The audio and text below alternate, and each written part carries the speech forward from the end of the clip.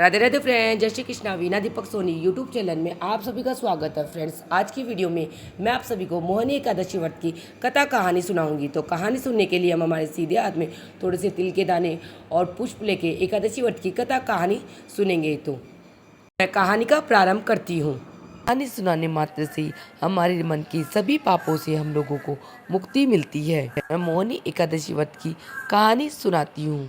एक समय की बात है, धर्मराज युधिष्ठिर कहने लगे, हे कृष्ण, वैशाख मास की शुक्ल पक्ष की एकादशी का क्या नाम है तथा उसकी क्या कथा है, इस व्रत की क्या विधि है, यह सब हमें विस्तार पूर्वक आप बताइए। तो भगवान श्री कृष्ण कहने लगे, हे धर्मराज, मैं आपसे एक कथा कहता हूँ जिसे महर्षि वशिष्ठ ने भी रामचंद्र जी से कही थी।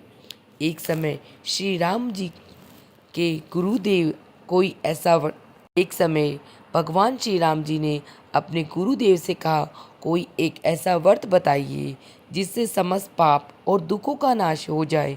मैंने सीता जी के वियोग में बहुत दुख भोग लिए हैं। गुरुदेव महर्षि वशिष्ठ बोले, हे राम, आपने बहुत सुंदर प्रश्न किया। आपकी बुद्धि अत्यंत शुद्ध तथा पवित्र है। यद्यपि आपका नाम स्मरण करने से मनुष्य पवित्र और शुद्ध हो जाता है, तो भी लोकहित में यह प्रश्न अच्छा है। वैशाख मास में जो एकादशी आती है उसका नाम मोहिनी एकादशी है। इसका व्रत करने से मनुष्य सब पापों तथा दुखों से छूटकर मोह जाल से मुक्त हो जाता है। मैं इसकी कहानी आपको सुनाता हूँ, आप इस कहानी को ध्यानपूर्वक सुना। सरस्वती नदी के तट पर भद्रावती नाम की एक नगरी में दूतिमान नामक चंद्रवंशी राजा राज्य करता था। वहाँ धन धान्य से संपन्न वह पुण्यवान धनपाल नाम वैश्य भी रहता था। वह अत्यंत धर्मालु और विष्णु भक्त था। उसने नगर में अनेक भोजनालय, प्याऊ, कुएं, सरोवर, धर्मशाला आदि बनवाए थे।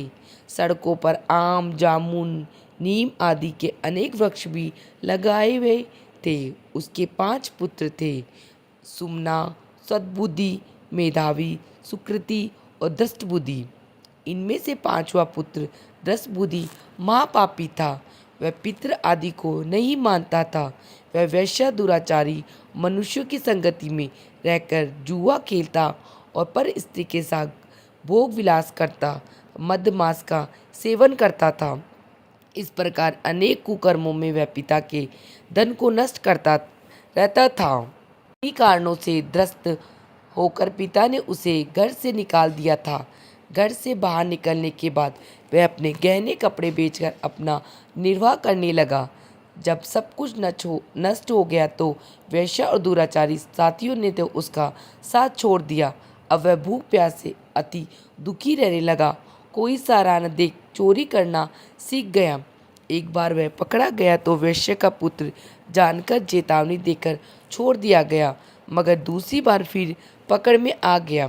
राजा की आज्ञा से इस बार उसे कारागार में डाल दिया गया। कारागार में उसे अत्यंत दुख दिए गए। बाद में राजा ने उस नगरी से निकाले जाने का कहा।